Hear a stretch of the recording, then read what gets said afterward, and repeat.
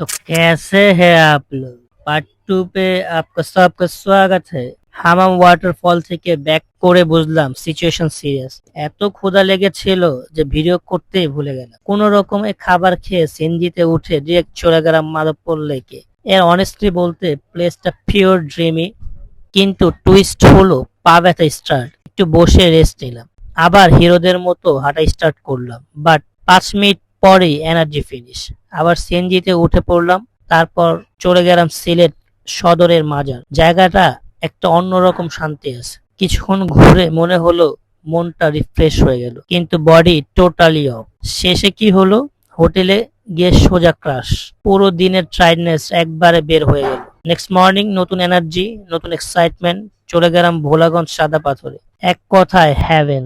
Part 3 হবে আরো বেশি ক্রেজি, মিস করলেই loss. Let's see the view.